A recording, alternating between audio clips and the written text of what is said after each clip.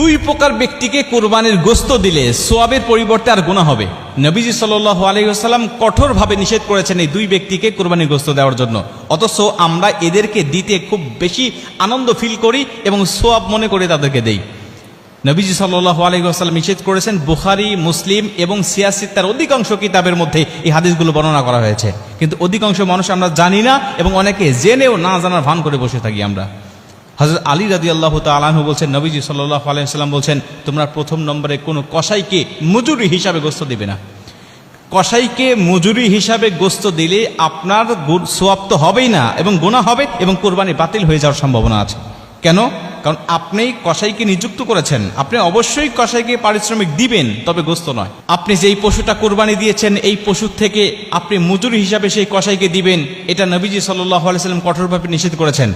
আপনি কসাইকে নিযুক্ত করার পূর্বে তার সাথে আপনাকে চুক্তি করতে হবে, আপনি অবশ্যই তাকে পারিশ্রমিক দিবেন, তাকে ঠকাবেন না, কোনোভাবেই নয়। এবং নবীজি তো মজুরিদেরকে বলেছেন যে তার গায়ের ঘাম শুকিয়ে যাওয়ার আগে তার পাওনাটাকে বুঝিয়ে দাও। অতএব সেই নবী কখনোই তাদেরকে ঠকাবেন না। নবীজি সাল্লাল্লাহু আলাইহি ওয়াসাল্লাম বলছেন, অবশ্যই তাদেরকে মজুরি দিতে হবে, পারিশ্রমিক দিতে হবে, কিন্তু এই কোরবানির পশু থেকে নয়, দিতে হবে তোমার ইনকামের মধ্য থেকে, তোমার সম্পদের মধ্য থেকে। তুমি চুক্তিবদ্ধ করে নিবে তাকে যে তুমি আমার গোশতটা সারাদিন কাটাকাটি করবে, সারাদিন তুমি আমার গোশত নিয়ে ব্যস্ত থাকবে, তোমাকে অবশ্যই আমি উপযুক্ত পারিশ্রমিক দিব। তুমি কত টাকা আমার কাছ থেকে নিবে বলো, তুমি কত টাকা আমার কাছ থেকে নিবে বলো, তোমাকে আমি টাকা দেব। তবে মনে রেখো সাবধান, আমার কোরবানির গোশত থেকে আমি তোমাকে কিন্তু পারিশ্রমিক হিসাবে কিছুই দিব না।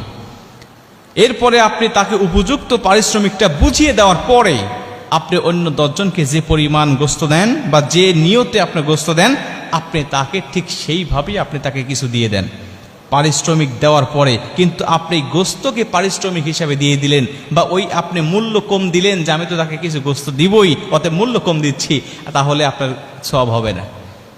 এটা হলো 1 নম্বর।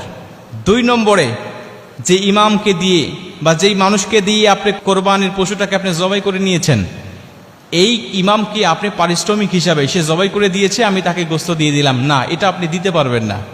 আপনি সে জবাই করেছে, অবশ্যই তাকে পারিশ্রমিক দিবেন, অবশ্যই তাকে মূল্য দিবেন, হাদিয়া দিবেন, তবে কোরবানি গোশত থেকে নয়, আপনি তাকে আলাদা মূল্য দিয়ে দিবেন।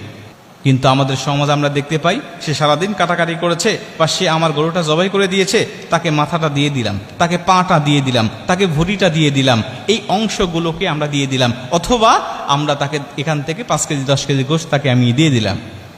এটা আপনার ইচ্ছা মতো হবে না। আপনি এটা আল্লাহর রাস্তায় কোরবানি দিয়েছেন, এটা আপনার দায়িত্ব নয়, এই গোশত আপনি মালিক নয়, এটা আল্লাহ আপনাকে মেহমানদারি হিসাবে দিয়েছেন। আপনি কেন এটা নিজে পারিশ্রমিক হিসাবে সেখান থেকে অন্য মানুষকে আপনি দিবেন? অবশ্যই আপনাকে মূল্য তাদেরকে দিতে হবে। যদি পারিশ্রমিক হিসাবে 2 জনকে আপনি গোশত দেন, তাহলে আপনার কোরবানি এই গোশত, এখানে সোয়াবের কোনো আশা আপনি করতে পারেন না। এখান থেকে আপনার গুনাহ হওয়ার সম্ভাবনা, গুনাহ হবে এবং কোরবানি বাতিল হয়ে যাওয়ার সম্ভাবনা।